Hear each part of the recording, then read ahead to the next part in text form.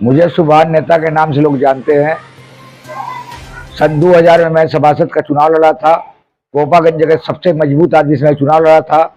जितने वोट से मैं जीता था, मेरा प्रतिद्वंदी उतने वोट से हारा था, उतना ही वोट पाया था वो, जितने वोट से मैं जीता था।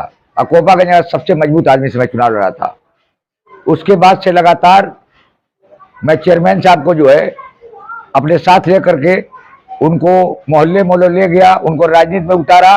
2006 में उनको जो है चुनाव लड़ाया गया, वो चुनाव जीते, जनता का प्यार पा करके, सभी लोगों का सहयोग पा करके, और वो 2006 से 2023 तक चेयरमैन बने रहे। जो भी हो सका उन्होंने जनता के लिए काम किया। कुछ कमियां हमारी रह गई, चूंकि लॉकडाउन में कोई भी आदमी कोई काम नहीं कर पाया, शासन से पैसे वैसे की दिक्कत थी, काफी लोग कोरोना की वजह से 2-2.5 साल इसलिए सबका बीत गया।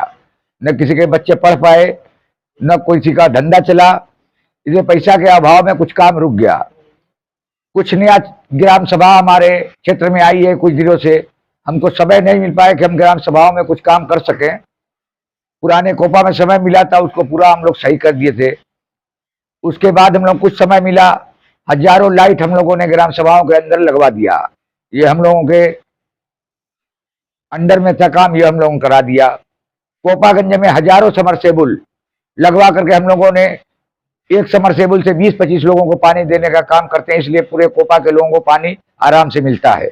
जब जो चाहे पानी ले लेता है, किसी तरह का उनसे शुल्क नहीं लिया जाता है, फ्री में पानी दिया जाता है। मैं समझता हूं उत्तर प्रदेश नहीं, पूरे हिंदुस्तान में ऐसी पानी की व्यवस्था नहीं जैसी व्यवस्था चेयरमैन साहब ने किया है।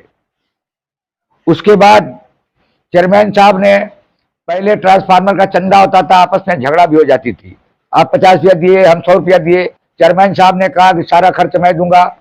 ट्रांसफार्मर आता है, लगता है, किसी को अता पता नहीं लगता है, किरान उतारता है, रखता है, चला जाता है। कुछ लोग तो ऐसे भी कहते हैं कि जो है ट्रांसफार्मर कोई लगाता नहीं, चंदा हम लोग लगा के।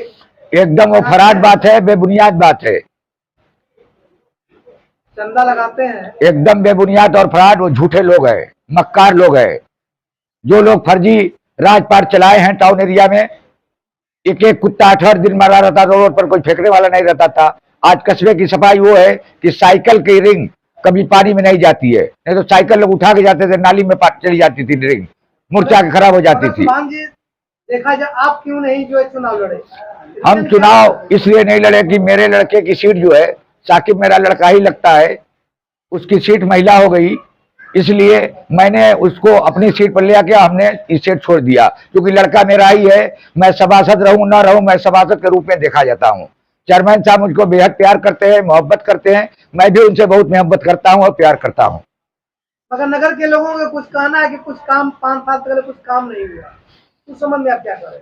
उस संबंध में ये कह रहा हूं कि हमारा घर पुराना 25 साल पहले बना है, घर पुराना हो गया है, कुछ जो प्लास्टर टूट रहा है तो रिपेयरिंग करना पड़ेगा।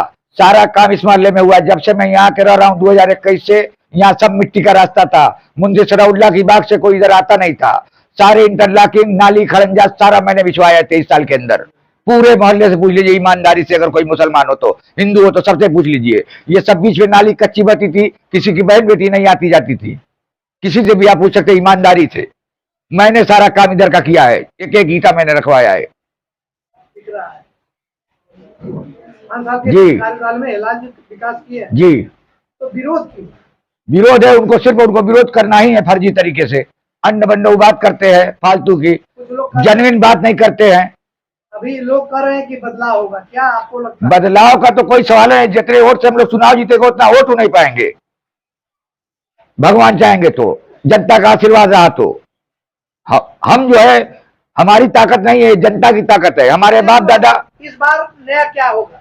नया होगा, आयशा साकिब चुनाव बहुत ज्यादा और से जीतेगी, हमारा विरोधी बहुत पीछे रहेगा, कहीं अता पता नहीं रहेगा। अगर विकास कार्यों में, क्या विकास में आप नया करके आएंगे कि जनता में काफी खुशी का लहर दौड़ जाएगा? अगला विकास मॉडर्न टाइप का होगा। जो हमारे ग्राम सभाएं आए हैं, पहले उसको तरजीह देना है, क्योंकि बेचारे बहुत दिनों से वो ग्राम सभा में रहकर बड़ी परेशानी उठाए हैं, कच्चे रास्ते पे चलते हैं, बहन बेटी की शादियों में उनको दिक्कत होती है, पहली प्राथमिकता उनको दी जाएगी। कस्बे में जो टूटा फूटा काम है उसको रिपेयर करना है, उसकी मरम्मत कर दी जाएगी। बाकी जो और कुछ काम होगा जेन्युइन की जरूरी है उसको किया जाएगा।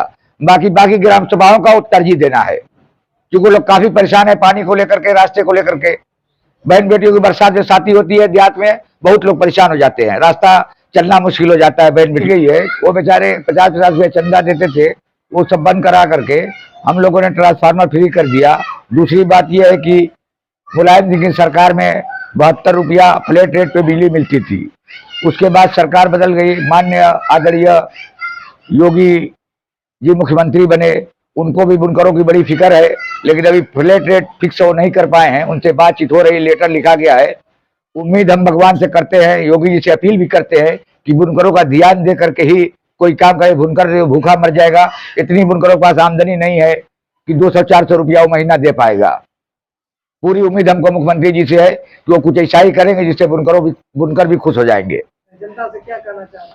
जनता से हमको संदेश यही देना है कि हमारा काम आपको, जो हम 20 साल से हैं यहाँ पे काबिज, हमारा काम अच्छा हो तो आप हमको वोट दीजिए। हमारा काम अच्छा नहीं है, हम चोर बेईमान हैं, हमको वोट मत दीजिए। जो अच्छे लोग हैं उनको दीजिए, हम अच्छे लग रहे हैं हमको दीजिए। जनता अगर हमको वोट देगी तो हम कुर्सी पे बैठेंगे, नहीं देगी हम नहीं बैठेंगे। हमारे बाप दादा मोहर मार के तिजोरी में वोट नहीं रखेंगे, हम गिन लेंगे। जनता के सारे लोग हिंदू मुसलमान मिल करके ही मदद करेंगे तो हम चुनाव जीतेंगे और कुर्सी पाएंगे। और सारे धर्म के लोगों की पूरी पूरी इज्जत की जाएगी।